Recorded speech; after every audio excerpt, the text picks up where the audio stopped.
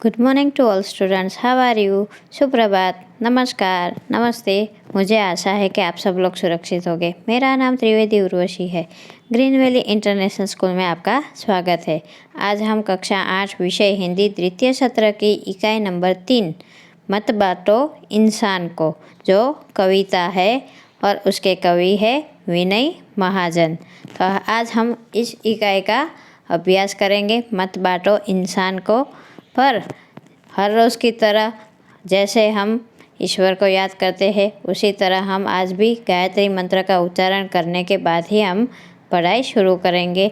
ओम भूर्भुवस्वः तत्सवितुर्वरेण्यं भर्गो देवस्य धीमहि धियो यो नः प्रचोदयात्। ओम भूर्भुवस्वः तत्सवितुर्वरेण्यं भर्गो देवस्य धीमहि धियो यो नः प्रचोदयात्। ओम भूर्भुवस्वः तत्सवितुर्वरेण्यं भर्गो देवस्य धीमहि धियो यो नः प्रचोदयात्। ओम शांति शांति शांति।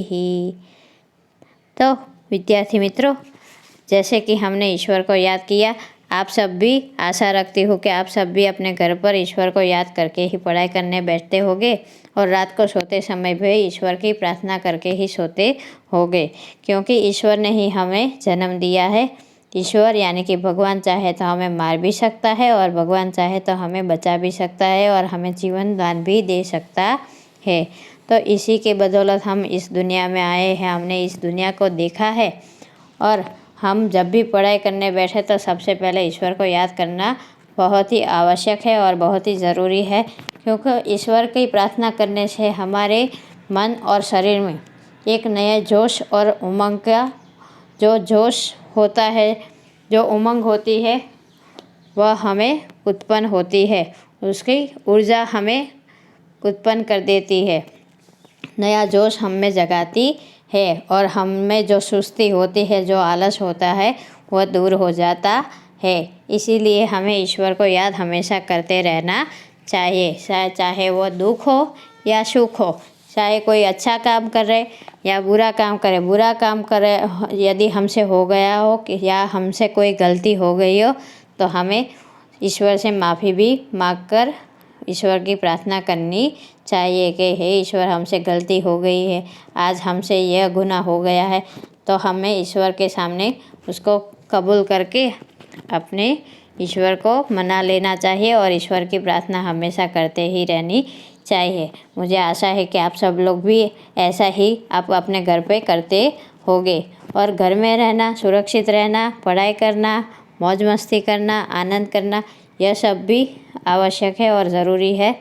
तो पढ़ाई के साथ साथ आप आनंद भी करना, परंतु पढ़ाई ज़्यादा करना, क्योंकि कितने 8-9 महीने हो गए आप स्कूल पर नहीं आए हो।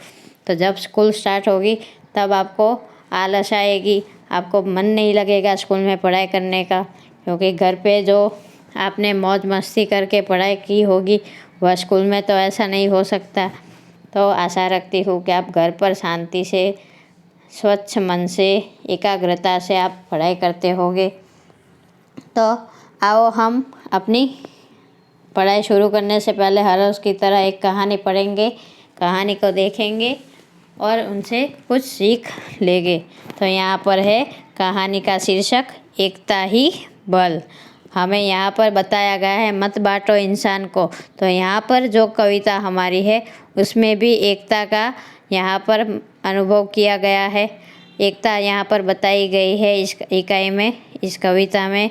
हमें मिलजुल कर रहना है, समानता से रहना है और एकता से रहना है, यही कविता में इस इकाई में दिखाया गया है।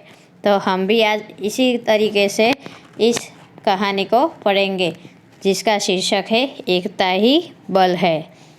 एक बहेलिया था। एक दिन बड़े सवेरे वह जाल लेकर शिकार करने जंगल की ओर चल पड़ा। उसने एक जगह जाल बिछा दिया और उसके ऊपर अनाज के दाने बिखेर दिए।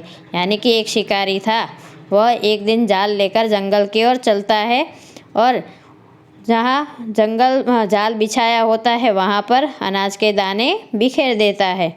इसके बाद वह थोड़ी दूर एक पेड़ के पीछे छिपकर बैठ जाता है। उसी समय कबूतरों का एक झुंड उड़ता हुआ वहाँ से गुजरा। कबूतरों ने ज़मीन पर अनाज के दाने बिखरे हुए देखे। लालच में आकर वे नीचे उतरे। जैसे ही उन्होंने दाने चुगना शुरू किया कि वे सभी जाल में फंस गए।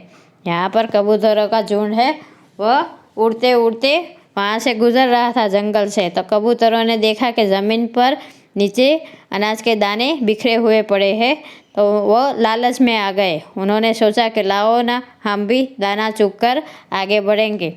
तो वो नीचे लालच में आकर वे नीचे उतरते हैं और जैसे ही दाना चुगने लगते हैं वैसे ही सभी वो जाल में फंस जाते हैं। सभी कबूतर जान बचाने की चिंता में पड़ जाते हैं। तभी उनमें से एक बूढ़े कबूतर को तरकीब सूझी, यानी कि एक जो बूढ़ा कबूतर था उसे याद आया, उसे एक उपाय सूझा। उसने सभी कबूतरों को जोर लगाकर एक साथ उड़ने के लिए कहा। सभी कबूतर जाल के साथ उड़े। बहेलिया चकित होकर देखता रह गया। जो बूढ़ा कबूतर था, सभी कबूतर अपनी अपनी जान बचाने के लिए सोचने लगे और चिंता में पड़ गए। फिर उनमें से जो बूढ़ा कबूतर था उसे एक उपाय सूझा। उन्हें सभी कबूतरों को कहा, क्या हम सब जोर लगाकर एक साथ उड़ेंगे तो हमारे साथ जाल भी उड़ने लगेगी।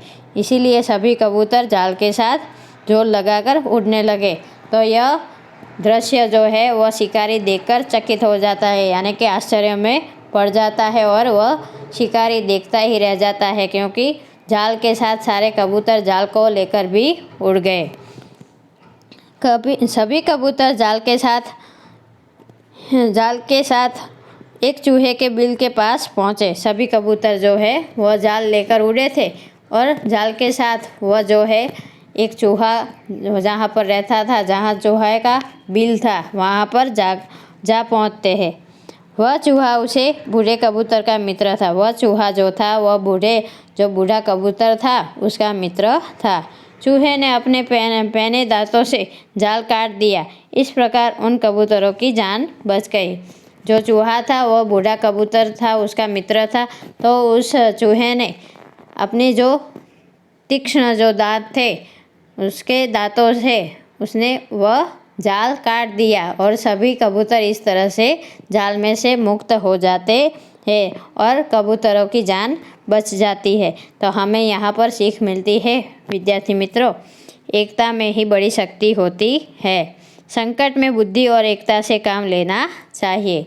यहाँ पर बताया गया है कि हमें सभी से मिलजुल कर रहना चाहिए और कोई भी संकट आए तो हमें एकता से और बुद्धि शक्ति से हमें काम लेना चाहिए।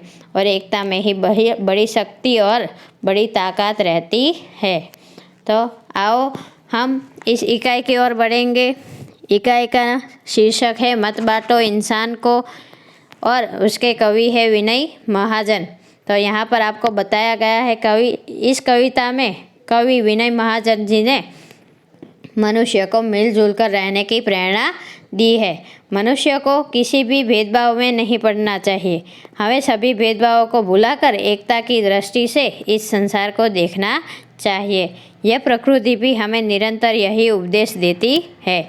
यहाँ जो हमारे कवि है विनय महाजन, उसने कहा है कि मनुष्य को हमेशा मिलजुल कर रहना चाहिए और एकता के साथ समानता के साथ रहना चाहिए। हमें किसी भी भेदभाव में नहीं पड़ना चाहिए और जो भी सारे भेदभाव है, जो भी मन में भेदभाव हमें भुलाकर हमें एकता से एक होने की दृष्टि से, एक समान होने की दृष्टि से हमें संसार को देखना चाहिए कि हमारा जो संसार है वह हम सब एक है, सबका मालिक एक है। उसी दृष्टि से हमें संसार में रहना चाहिए और उसी दृष्टि से हमें संसार को देखना चाहिए। यही हमें प्रकृति भी सिखाती है। यानी कि आप सूरज को ले लो। सूरज कोई भी भेदभाव नहीं रखता है कि ये अमीर है तो ये गरीब है, मैं गरीब के घर में नहीं प्रकाश फैलाऊंगा, अमीर के घर में ही प्रकाश फैलाऊंगा।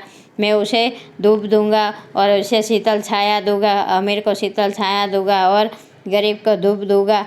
ऐसा कभी भी सूरज या हवा कोई भी हो, आप प्रकृति के सारे नज़ारे देख लो, प्रकृति के जो भी दृश्य है, प्रकृति जो भी है, सूरज है, चंद्र है, तारा है, आप कोई भी ले लो, वह कभी किसी से भेदभाव नहीं रखते हैं। वह सभी को एक समान मानते हैं और एकता की दृष्टि से सभी को देखते हैं। तो हमें भी प्रकृति भी यही सिखाती है कि हमें निरंतर सभी को एक साथ रहने की सीख देती है। एकता में बल है, यही इकाई का सार है कि हमें मिलजुल कर एकता से और समानता से सबको साथ लेकर रहना चाहिए और मिलजुल कर रहना चाहिए और सबको एक समान बनकर हमें रहना चाहिए। इस इकाई में यही हमें सिखाता है। यहाँ पर मानव जाति एक विशाल मानव परिवार है। यहाँ पर हमारा जो संसार है वह एक परिवार की तरह, मानव परिवार की तरह एक विशाल परिवार हमारा यह संसार है। सभी मनुष्य एक समान है।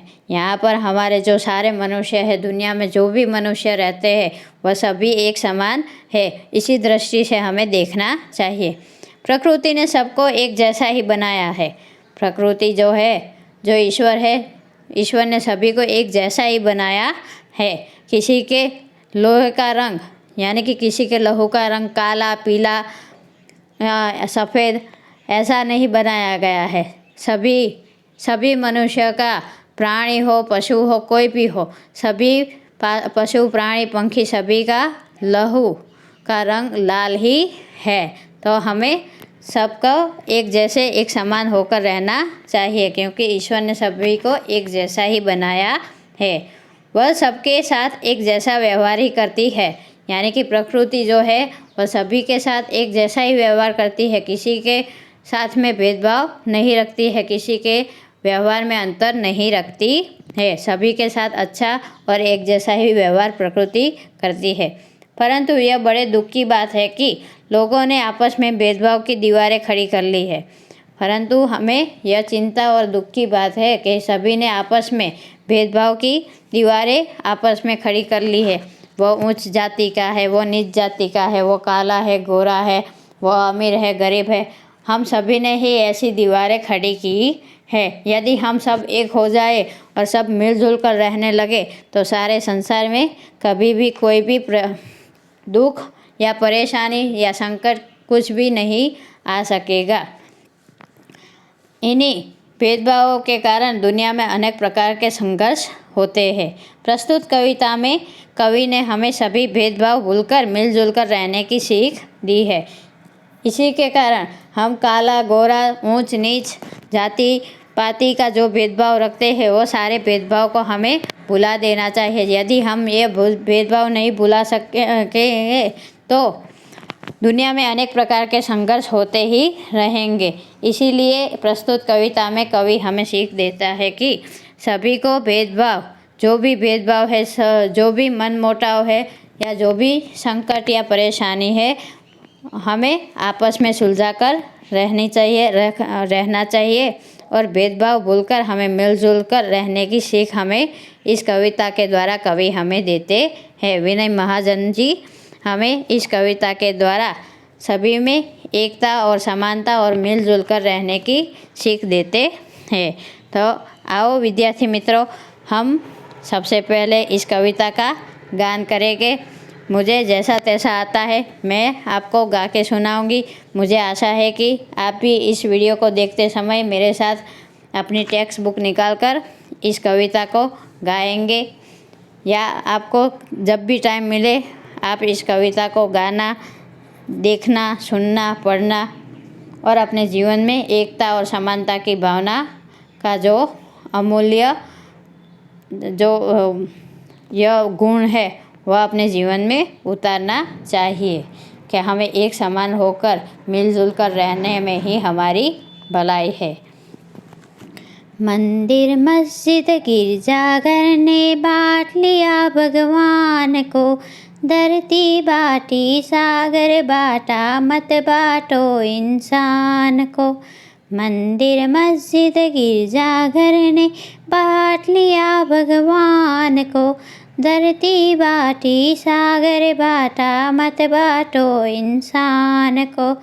अभी राह तो शुरू हुई है, मंजिल बैठी दूर है। उजियाला महलों में बंदी, हर दीपक मजबूर है। मिला न सूरज का संदेशा, हर घाटी मैदान को। धरती बाटी सागर बाटा, मत बाटो इंसान को। अब भी हरी भरी धरती है, ऊपर नील वितान है। पर न प्यार हो तो जग सूना, जलता रेगिस्तान है। अभी प्यार का जल देना है, हर प्यासी चट्टान को। धरती बाटी सागर बाटा, मत बाटो इंसान को। साथ उठे सब तो पहरा हो, सूरज का हर द्वार पर। हर उदास आंगन का हक हो, खिलती हुई बहार पर। रौंद न पाएगा फिर कोई मौसम की मुस्कान को। धरती बाटी सागर बाटा, मत बाटो इंसान को। मंदिर मस्जिद गिरजाघर ने बांट लिया भगवान को। धरती बाटी सागर बाटा, मत बाटो इंसान को। धरती बाटी सागर बाटा, मत बाटो इंसान को। धरती बाटी सागर बाटा, मत बाटो इंसान को। तो विद्यार्थी मित्रों, मुझे थोड़ी बहुत सर्दी और खांसी हो गई है, इसीलिए गाने में थोड़ी दिक्कत आती है, बोलने में थोड़ी दिक्कत आती है, खांसी आने लगती है। तो मुझसे गलती हो गई हो तो मुझे माफ़ कर देना, और मेरी इस भूल को आप इग्नोर करना। आपको आ जाए मेरे साथ इस वीडियो को देखते समय आप भी गाना, और आप बार बार इस वीडियो को देखेंगे सुनेंगे तो आपको भी इस कविता का जो ढाल है, जो राग है, वो भी आपको आ जाएगा और आप भी अच्छी तरीके से गा सकोगे। आप कोई भी कंपटीशन में भी भाग लेना चाहो देशभक्ति सॉन्ग में, तो वो भी इसमें पाठ कर कर आप इस कविता को भी वहाँ पर रजू कर सकते हो। अब हम आगे देखेंगे इस कविता के शब्दार्थ को। तो यहाँ पर शब्दार्थ है राह। राह का अर्थ होता है रास्ता और मार्ग। उजाला का अर्थ होता है उजाला और रोशनी। बंदी का अर्थ होता है कैदी और गुलाम। वितान का अर्थ होता है विस्तार और अवकाश। चट्टान का अर्थ होता है शिलाखंड या बड़ा सा पत्थर। पहरा का अर्थ होता है सुरक्षा और रखवाली। रौंदना का अर्थ है कुचलना। मंजिल का अर्थ है लक्ष्य और गंतव्य स्थान। मजबूर का अर्थ है विवश और असहाय। रेगिस्तान का अर्थ है मरुस्थल या रेतीला प्रदेश। हमने अगले इकाई में भी देख लिया कच्छ की शेर, वहाँ पर भी यह शब्द आया था रेगिस्तान। बांटना का अर्थ है विभाजित करना। घाटी का अर्थ है दो पहाड़ों के बीच का समतल स्थान। जो समतल प्रदेश होता है, जो समतल जगह होती है, उसे घाटी कहा जाता है। बहार का अर्थ होता है सुगंध, वातावरण या शोभा या वसंत, कोई भी आप ले लो। यहाँ पर हमने शब्दार्थ देख लिए और उसमें दूसरे भी शब्दार्थ आते हैं। यहाँ पर पहला आता है इंसान। इंसान का अर्थ होता है मनुष्य। गिरजाघर का अर्थ होता है चर्च या ईसाइयों का पूजा स्थल। फिर हो बांटना, तो बांटना का अर्थ होता है विभाजित करना, वो भी हमने देख लिया। मंजिल का अर्थ होता है लक्ष्य। फिर उजाला का अर्थ होता है, वो भी हमने देख लिया, उजाला और प्रकाश। फिर आगे है दीपक। दीपक का अर्थ होता है चिराग या दिया। मजबूर का अर्थ होता है लाचार और विवश। फिर यहाँ पर हम देखेंगे नील, तो नील का अर्थ होता है नीले रंग का। फिर वितान का अर्थ होता है विस्तार। जग का अर्थ होता है संसार या दुनिया। सूना का अर्थ होता है निर्जन और खामोश। और आगे बढ़ेंगे, यहाँ पर आंगन का अर्थ होता है घर के भीतर का खुला भाग, उसे आंगन कहा जाता है। तो यहाँ पर हमने देख लिया अपने इस इकाई के शब्दार्थ को। हम आगे जल्द ही मिलेंगे इस इकाई की, यानी कि इस इकाई का जो भाषांतर हम करेंगे, अनुवाद करेंगे कि इस कविता के द्वारा कवि हमें क्या कहना चाहते हैं, इस कविता को हम समझेंगे। यहाँ पर मैंने आपको केवल इस इकाई में आपको कहानी सुनाई है और इस इकाई को आपको गा के सुनाकर मैंने दिखाया है। यदि आपको नहीं आता है तो आप इस इकाई में इस गाने को, इस कविता को आप बार बार सुनना। यहाँ पर आपको राग आ जाएगा कि किस तरह से आपको गाना है। यहाँ पर फिर से मैं एक बार बता देती हूँ, जो 4 लाइन है, पहली जो 4 पंक्ति है वो गा के मैं आपको बता देती हूँ फिर से। मंदिर मस्जिद गिरजाघर ने बांट लिया भगवान को, धरती बाटी सागर बाटा मत बाटो इंसान को, धरती बाटी सागर बाटा मत बाटो इंसान को। अभी रात तो शुरू हुई है, मंजिल बैठी दूर है, उजियाला महलों में बंदी हर दीपक मजबूर है। फिर आगे है, मिला न सूरज का संदेशा हर घाटी मैदान को, धरती बाटी सागर बाटा मत बाटो इंसान को, धरती बाटी सागर बाटा मत बाटो इंसान को। तो विद्यार्थी मित्रों, इस तरीके से आपको अच्छे ढंग से और सही ढंग से आपको सही राग के साथ आपको गाना है और इस कविता को आपको अपनी नोटबुक में लिखना है। यह आपका होमवर्क है।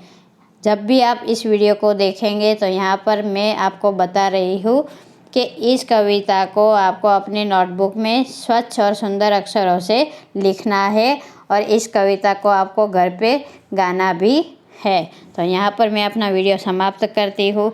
जल्द ही हम इस इकाई के यानी कि इस कविता के भाषांतर और अनुवाद को समझेंगे और बाद में इसी कविता के अभ्यास और प्रश्नों को हम देखेंगे। अभ्यास के प्रश्न और स्वाध्याय के प्रश्नों को हम देखेंगे।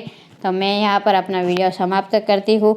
आप भी अपने घर पर इस कविता को गाना और इस कविता को आपको अपनी नोटबुक में लिखना है। जय हिंद, जय भारत, धन्यवाद, थैंक यू, आभार।